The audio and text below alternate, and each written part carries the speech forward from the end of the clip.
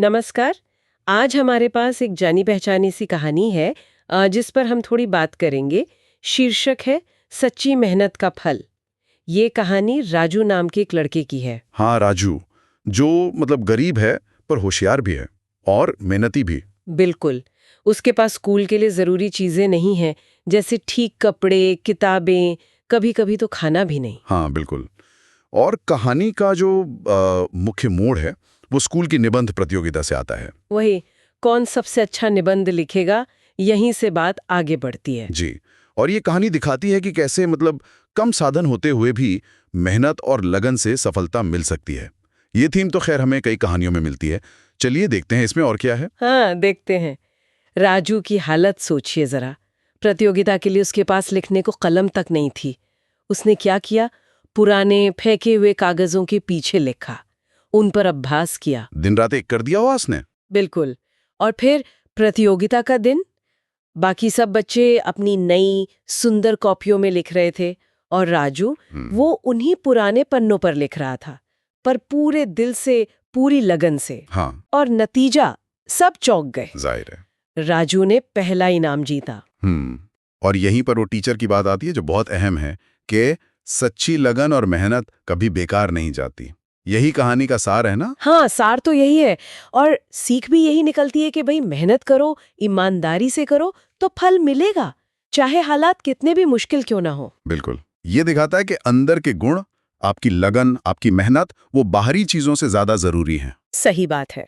लेकिन यहाँ एक सवाल उठता है मेरे मन में। पूछिए। राजू की मेहनत रंग लाई, उसे इनाम मिला, ये बहुत अच्छा है। पर क्या सच्ची मेहनत का फल हमेशा ऐसा ही कोई बाहरी इनाम होता है, कोई पहचान? ये बहुत दिलचस्प नुक्ता उठाया आपने। अक्सर कहानियां बाहरी सफलता पर ही जोर देती हैं। इनाम मिलना, पहचान बनना।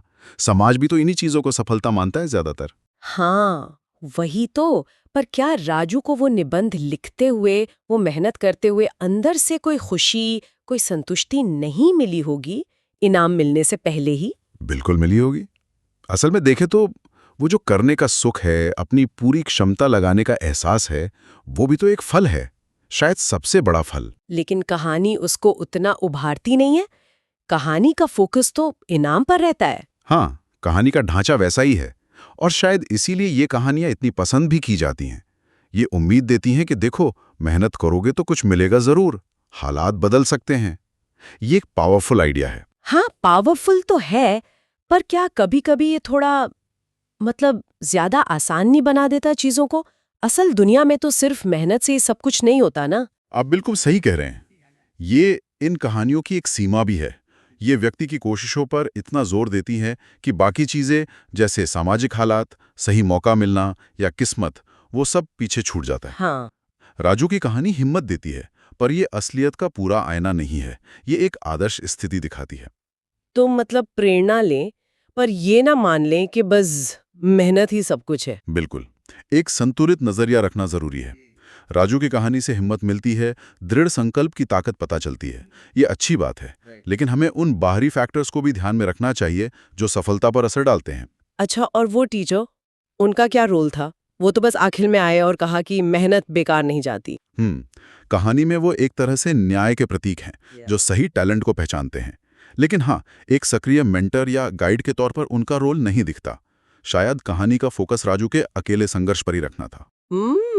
तो कुल मिलाकर ये सीधी सादी सी दिखने वाली कहानी भी सोचने के लिए कई परतें खोलती है। हाँ, मेहनत क्या है, उसका फल क्या है, बाहरी या भीतरी, और ऐसी कहानियों का समाज पर क्या असर होता है। सही कहा। और अंत में एक सवाल श्रोताओं के लिए छोड़ा जा सकता है।